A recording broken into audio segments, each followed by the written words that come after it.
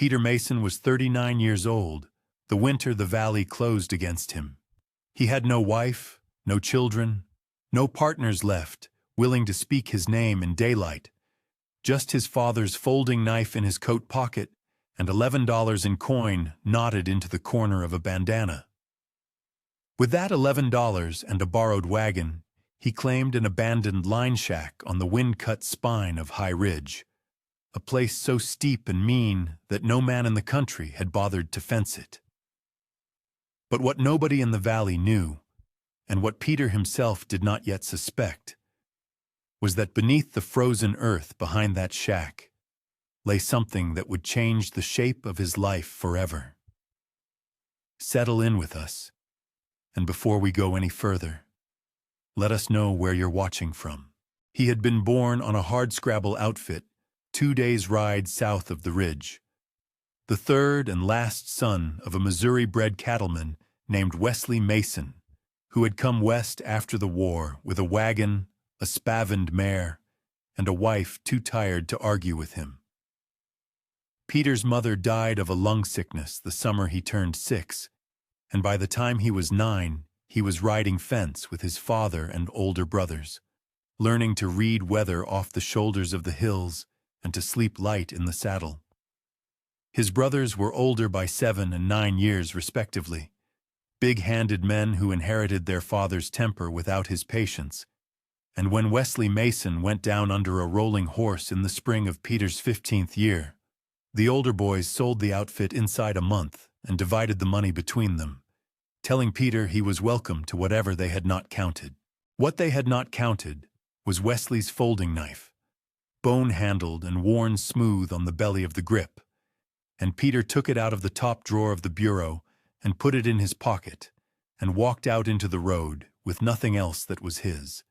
He was taken in that summer by an old widower named Halvor Akre, a Norwegian who ran a small horse operation on the east side of the valley and had lost his own son to a river crossing a decade before. Halvor was near 70 then, a spare man with a white mustache and hands that shook faintly at rest, but went perfectly still when he was working leather or setting a shoe, and he saw in Peter what the boy's own brothers had refused to see, which was a quiet, steady competence, and a memory that held everything it was shown. For 11 years, Peter lived in the small plank room off Halvor's tack shed, and learned from him the whole grammar of a working ranch, how to green-break a colt without breaking his heart, how to lay up hay so the bottom of the stack was still sweet in March, how to notch a log so it would seat true in a wall 100 winters running, how to bank a stove and mend a saddle tree and read the color of a sick calf's tongue. Halvor spoke little, and what he said he meant.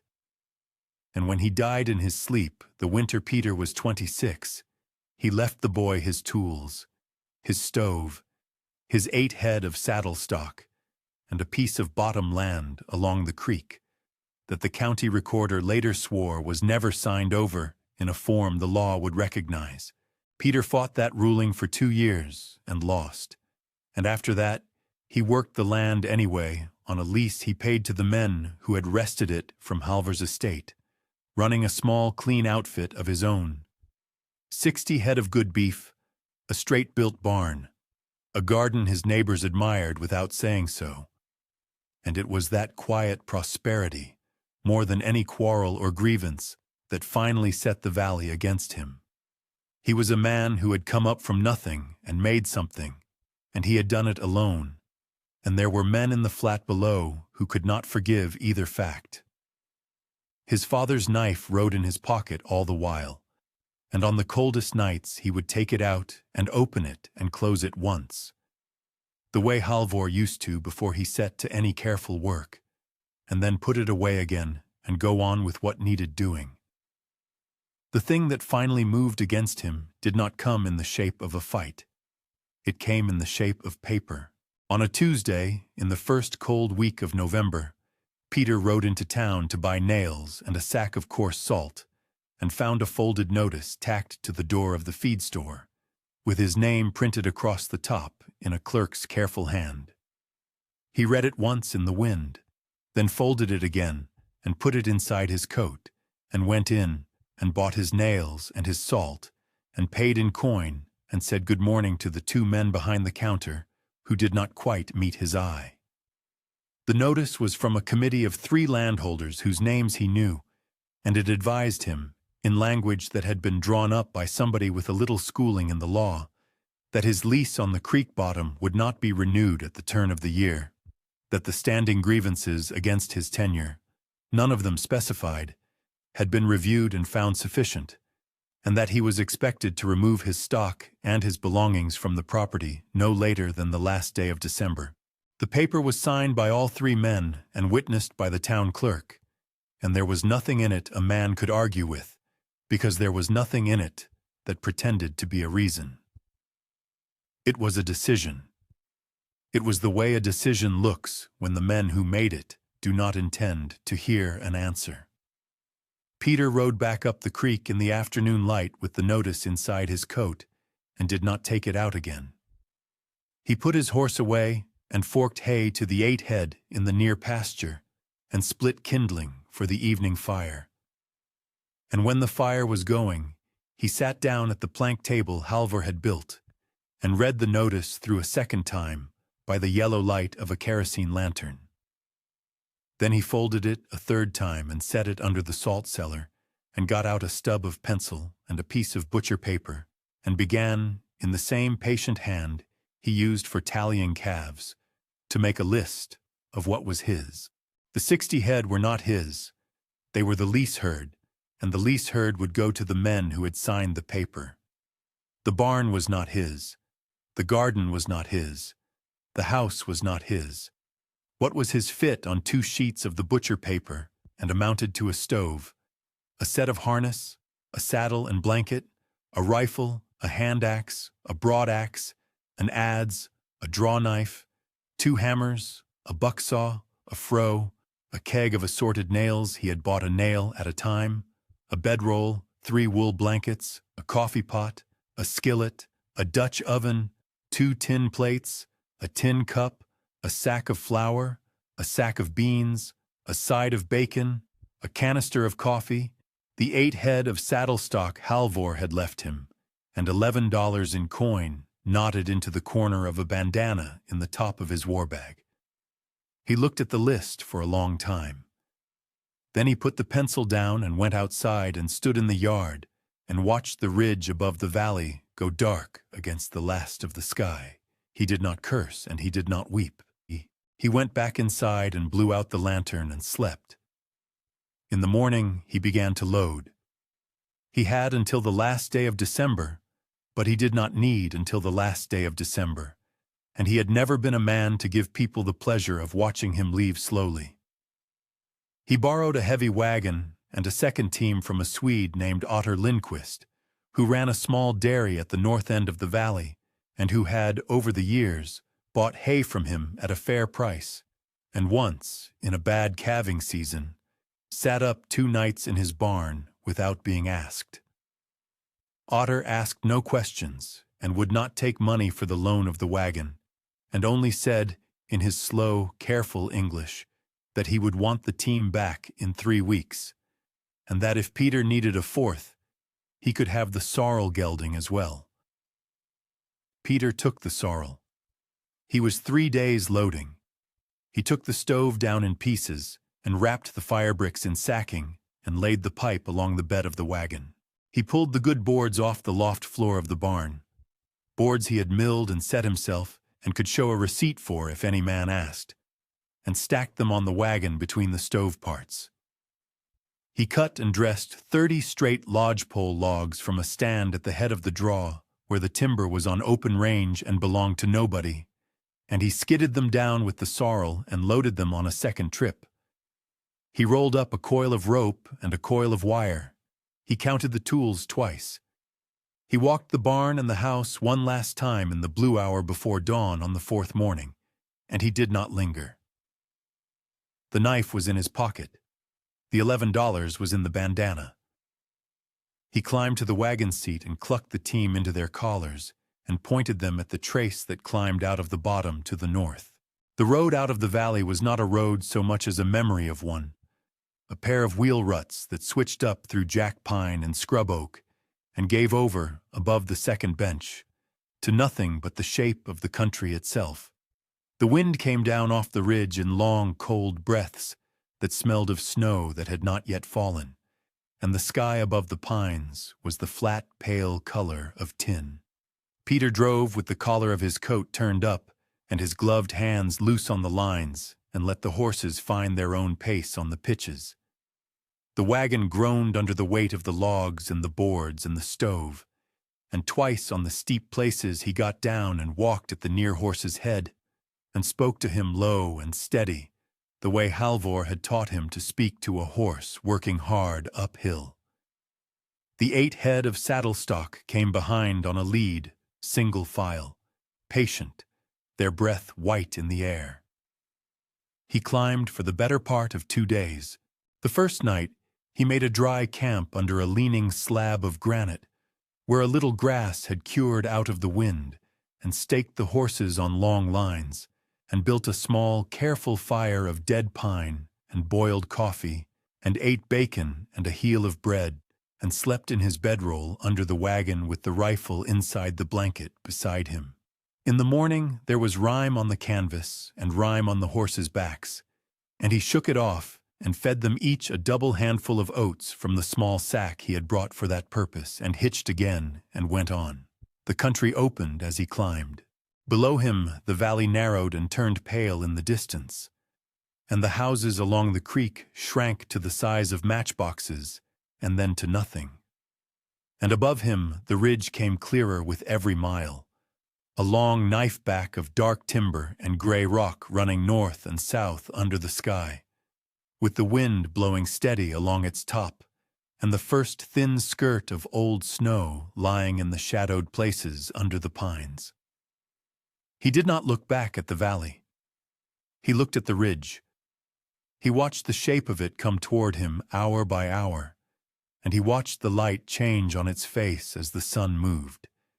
And he thought about how a man builds where the wind is worst, because the wind is what keeps the small men below. He came up on the shack in the late afternoon of the second day. It stood in a shallow saddle just below the crown of the ridge, tucked into the lee of a granite shoulder that broke the north wind before it could get its full weight against the walls. A man riding the ridgeline could pass within 100 yards and not see it, which was why the line riders had built it there, and why, when the outfit that ran the ridge in the old days had folded, no one had bothered to come back for the lumber. Peter set the brake, wound the lines, and got down and walked around it once before he touched it.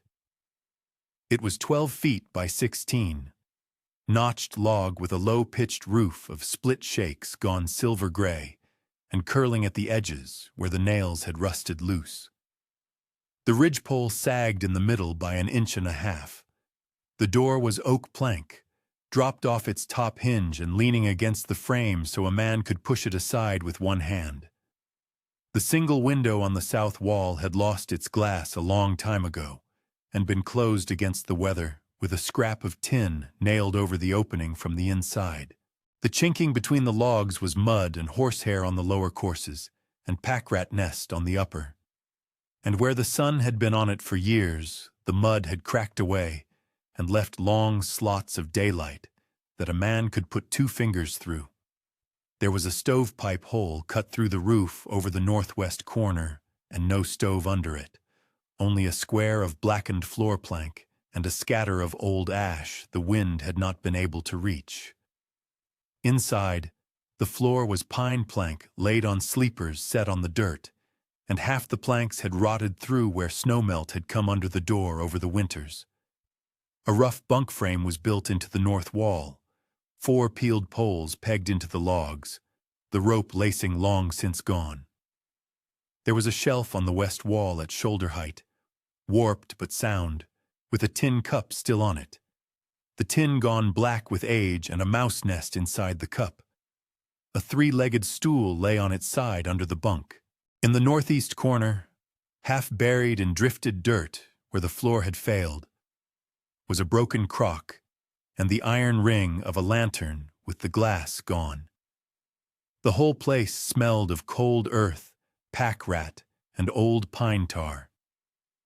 And yet the logs themselves, when Peter set his hand on the wall and pushed, did not move.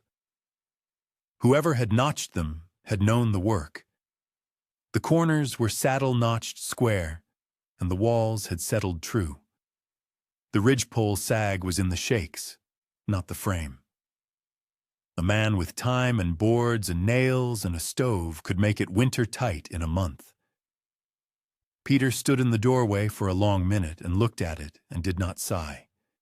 He went back to the wagon and unhitched the team and led all 4 horses and the 8 head down the shallow draw behind the shack to a spring seep he had marked on the ride in, where a thread of water came out from under a mossed rock and made a small clear pool the size of a wash basin before it sank again into the ground.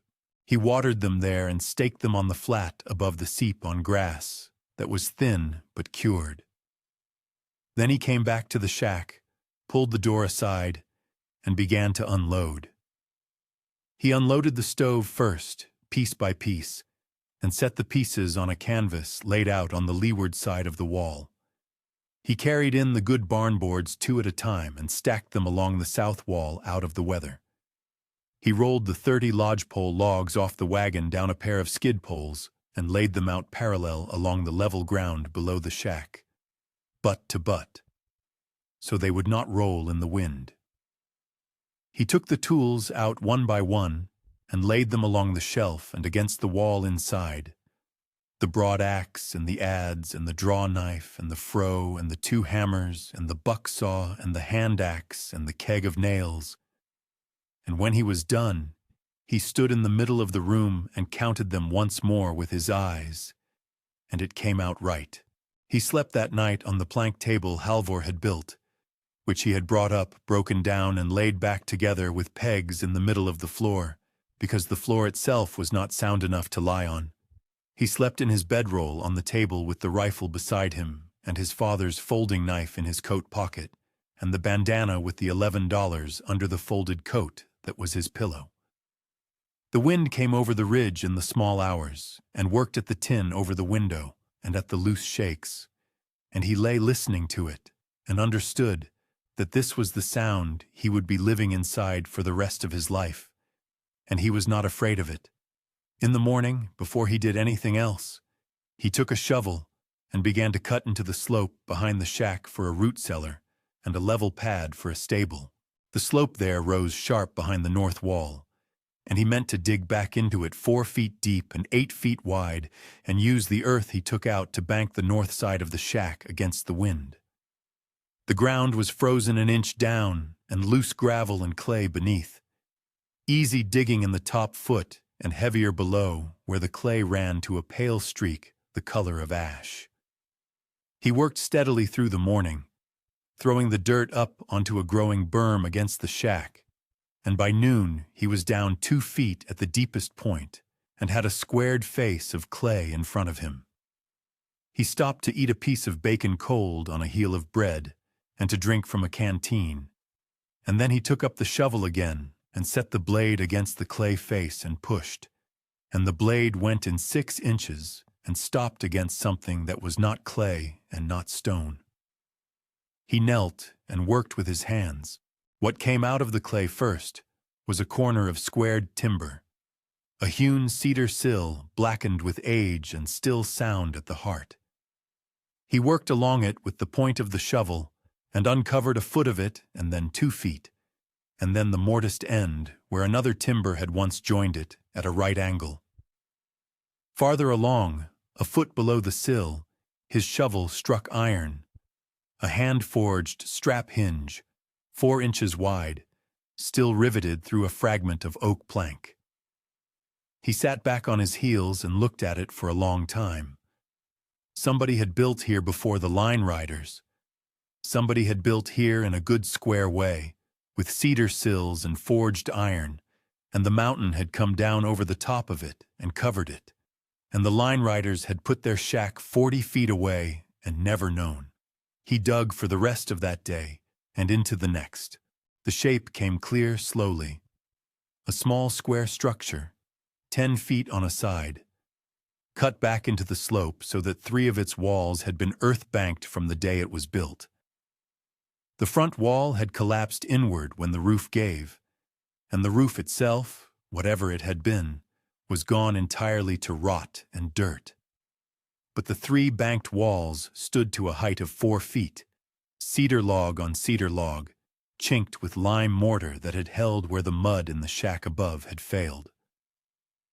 Inside the square, under 2 feet of caved-in earth and rotted shake, Peter found the remains of a plank floor, a stone hearth in the back wall built of dressed creek stone laid with the same lime mortar, and against the west wall a low bench of stacked flat stone that had once, he understood after a while, been the base of a bunk.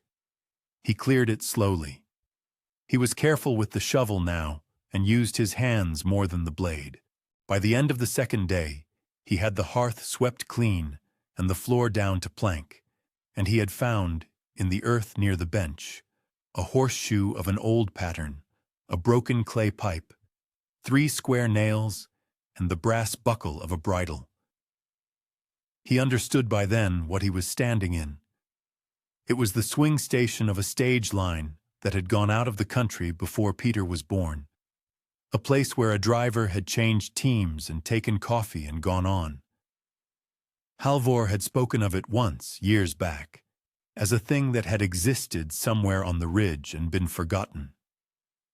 On the morning of the 3rd day, cleaning between 2 of the hearthstones with the point of his father's folding knife, Peter found that one of the stones was not mortared to the ones beside it. It sat true and level and looked like all the others, but the knife blade slid down between it and its neighbor to the depth of the whole stone, and met no lime. He worked around it patiently for the better part of an hour, prying gently with the knife, and then with a flat piece of iron he fetched from the wagon, and at last the stone lifted out clean in his 2 hands, and he set it aside on the floor. Beneath it, set into a shallow niche in the mortar, was a tin box the size of a Bible, wrapped in a scrap of oiled canvas gone soft with age. He lifted it out. It weighed more than it looked. He carried it to the doorway where the light was better, sat down on the sill, and unwrapped the canvas and set the box on his knee and opened it. Inside were 3 things: a small canvas sack, tied at the neck with waxed twine, that when he lifted it, he knew by the weight and the sound was coin. A folded sheet of paper, brown at the edges, sealed with a drop of tallow that had gone the color of horn, and, laid on top of the paper, a small horse carved out of soft pine, 4 inches long, mane and tail whittled in with a knife point, 1 ear chipped, the pine gone the color of dark honey where a child's hand had worn it smooth. Peter set the horse in his palm and looked at it for a long time and did not move. Then he broke the tallow seal with his thumbnail and opened the paper. The hand was careful and square, the letters formed by a man who had learned to write late and taken pride in doing it well. My name is Amos Whitaker, and I kept this station for the northbound stage from the spring of '61 to the fall of '69. I built the house you are standing in with my own hands out of cedar cut on the north face and lime burned in a pit down at the creek. I am writing this in October of '69 because the line is closing, and I am going down out of the country, and I do not think I will come back up here again. Under this stone, I am leaving what money I have saved that is not spent on going, which is $42 in gold and silver coin. I am leaving it for whoever finds this and needs it. There is good water in the seep behind the station, and it does not fail in the driest summer I saw here. And there is grass in the north meadow that will winter 20 head if a man cuts it in August. The wind is bad in February, and good the rest of the year. My boy Thomas was 5 years old when the fever took him in the spring of '64, and he is buried under the young fir tree at the top of the meadow. I carved him a horse the winter before, and I am leaving it here with the money because I have no one to give it to, and I cannot carry it down. I hope whoever reads this finds it a kindness. I hope you have better luck on this ridge than I did, and I hope you stay. Peter read the letter through once, and then he read it again. Then he folded it carefully along its old creases and set it back in the tin. He weighed the sack of coin in his palm and set it back too. He kept the little pine horse in his hand. He sat on the cedar sill in the doorway of Amos Whitaker's station, with the wind coming along the ridge above him, and he took his father's folding knife out of his pocket with his other hand, and opened it once and closed it once and put it back. And then he set the pine horse on the stone beside him and looked down the long fall of the country toward the valley he had come from. And he understood for the first time since November that he was not, and had not been for some time, alone on the ridge. He worked from that hour with the steadiness of a man who knew he had been given a season and would not waste an afternoon of it. He carried the tin box into the shack and set it on the plank table beside the folding knife and the bandana, and he counted the coin out under the lantern that night. $42 in gold and silver, exactly as Amos Whitaker had written, with a single dime laid on top like a signature. Peter separated the coin into 3 piles on the plank. One pile was for nails and glass and lime. One pile was for tin and stovepipe and a length of chimney flashing. The third pile he tied back into the sack and set inside the stove firebox, where no pack rat would go and no drifter would look. The next morning he began. He started with the shack because the shack was where he would sleep, and a man who slept warm could work in cold. He pulled down the split shakes from the low-pitched roof one at a time and stacked the sound ones on the leeward wall and burned the punky ones for morning coffee. He straightened the ridgepole with a length of lodgepole set as a king post from the plank floor, wedged tight with cedar shims split from the old station timbers, and he sighted along the ridge with one eye until the sag of 1.5 inches was gone.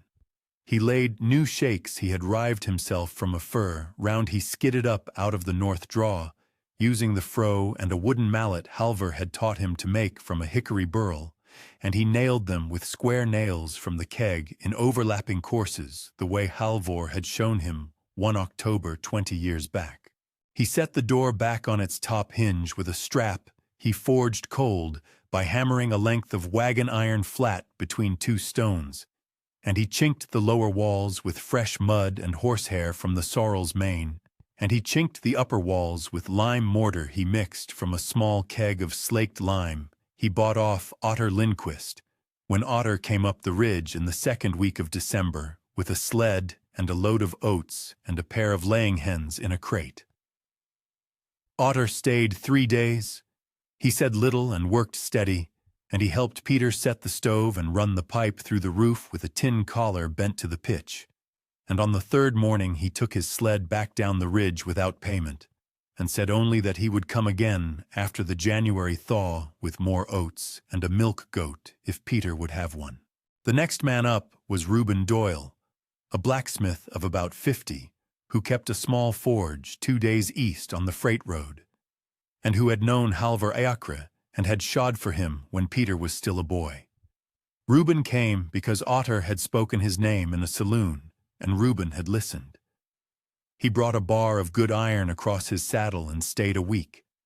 He rehung the door on hinges he cut and drilled on a portable anvil set on the cedar sill, forged a hasp and a keeper for the door, replaced the broken ring of the old station lantern with a new one, and set new glass in the frame, and rebuilt the damper of the stove so the draw pulled true. He would take no coin. He took instead a promise of a saddle-broke bay from among the 8 head come summer, and he took his coffee black and slept on the floor by the stove. Then Mabel Voss came up, a widow of 62 who ran a boarding kitchen in a rail camp 30 miles north, and who had heard from Reuben what was on the ridge, She rode up on a mule with a pack behind her that carried seed potatoes, onion sets, a paper of turnip seed, a jar of sourdough starter wrapped in flannel, and a canvas sack of dried apples. She stayed one night, cooked a pot of beans with bacon and molasses that Peter ate for 4 days after, told him where to plant the potatoes on the south face of the old station where the sun would hold, and rode back down at dawn, saying only that a man who did not eat a hot meal in winter did not last to spring.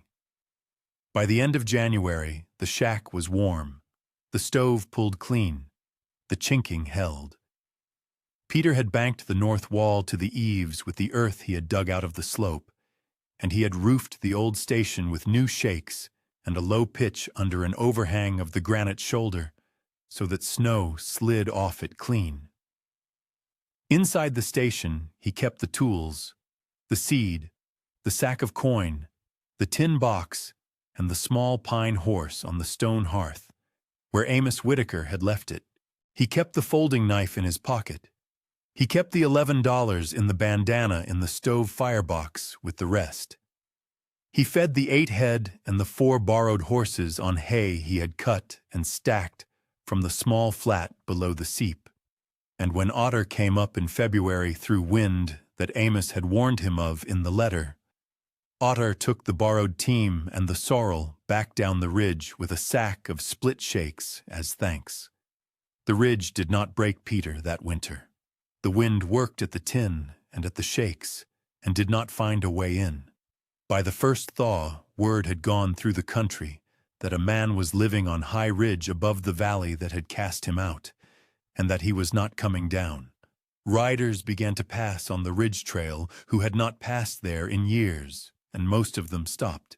A boy of 19 named Emil Sundqvist, whose father had run sheep on the west face before the winter of the big kill, rode up in April looking for work and stayed through the summer for board and a share of the calf crop when it came.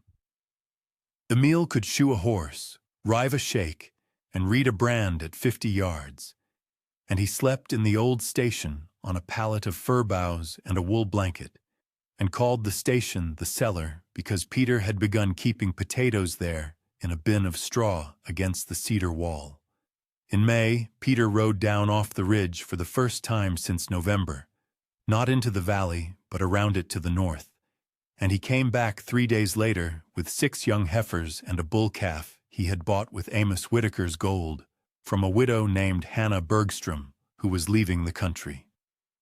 He drove them up the ridge with Emil's help, and he turned them onto the north meadow above the station where the grass was already coming green in the places the snow had left. He cut that meadow in August, exactly as Amos had written it. He and Emil scythed for 11 days and stacked 7 tons of hay in 2 ricks banked with brush and topped with canvas. And when they were done, Peter walked to the top of the meadow and stood a while under the young fir tree that had grown in the years since Amos Whitaker had gone down out of the country into a fir of some size. There was no stone there and no marker, only the tree and the wind. Peter took off his hat and stood with it in his hand for the space of a minute, and then put it back on and went down to the station. By that autumn, the ridge had a shape to it that a rider coming up could see from half a mile below. There was the shack in the saddle, banked to the eaves and roofed clean, with smoke going up from the pipe in a thin blue thread. There was the old station roofed and doored and holding tools and seed and salt and a bin of potatoes and a shelf of jars Mabel Voss had sent up in the fall with a freighter named Josiah Kerr, who ran a 2-mule wagon on the North Road and who had begun, without being asked, to bring Peter's mail up from the crossroads once a month for the price of a meal. There was a pole corral of peeled lodgepole running from the granite shoulder to the seep, and inside it the 8-head Halvor had left him, and the 6 heifers and the bull calf, and a milk goat Otter had brought up in June, and 2 colts foaled in the spring. There was the north meadow with its 2 hay ricks.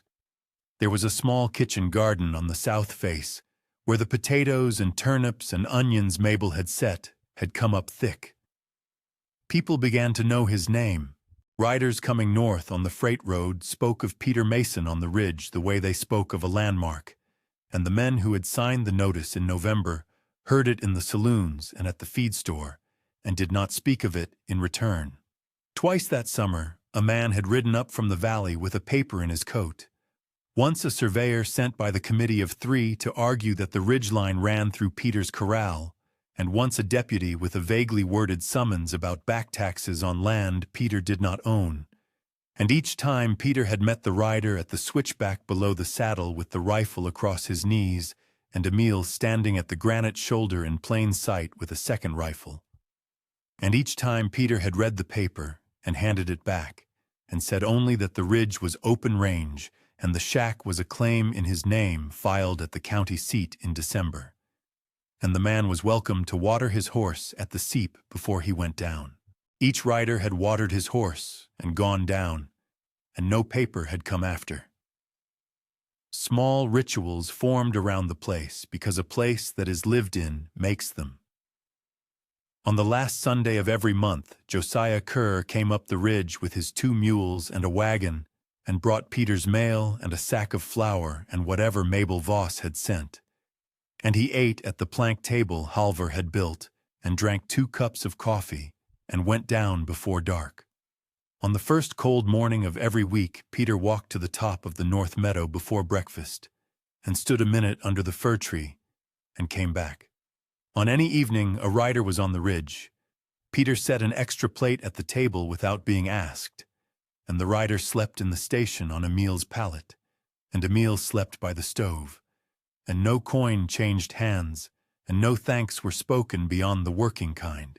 Reuben Doyle came up twice a year, and did the ironwork the ridge required, and took a horse in payment when there was one broke enough to take. And Otter Lindquist came up in the deep of every winter with oats and news, and stayed 3 nights and went home.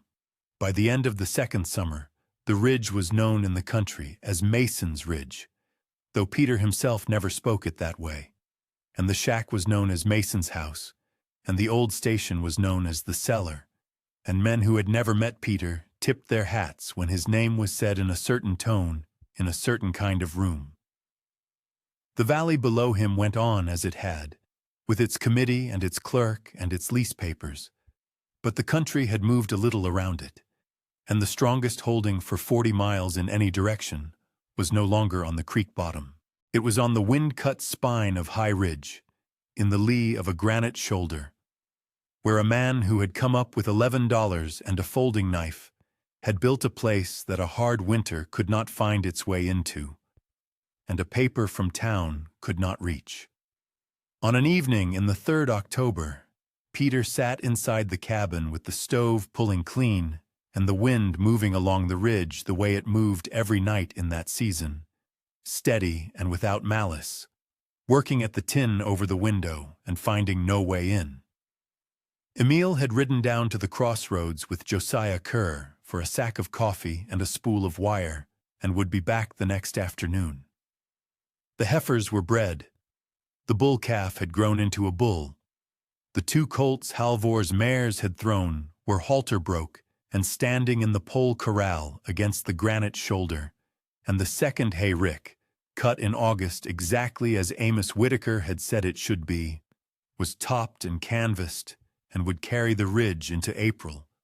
Peter had eaten a plate of beans and bacon and a piece of cornbread Mabel Voss had sent up in a tin, and he had washed the plate and set it on the shelf. And now he sat at the plank table Halvor had built with a mug of coffee cooling in his hand. On the table in front of him were 2 things. One was his father's folding knife, bone-handled and worn smooth on the belly of the grip, closed and laid across the grain of the plank, the way a man lays a tool he means to pick up again. The other was the small pine horse Amos Whitaker had carved in the winter of '63 for a boy named Thomas, who had not lived to see the spring, 4 inches long and honey-colored where a child's hand had worn it, 1 ear chipped. Peter had brought the horse in from the hearth in the cellar, and set it beside the knife because it was the last cold night of the fall he would sit and think, and he wanted the two of them in front of him while he did it. He thought about Wesley Mason, dead under a rolling horse in the spring of Peter's 15th year, who had carried the knife in his coat pocket for the whole of Peter's knowing him and had never once made a show of it.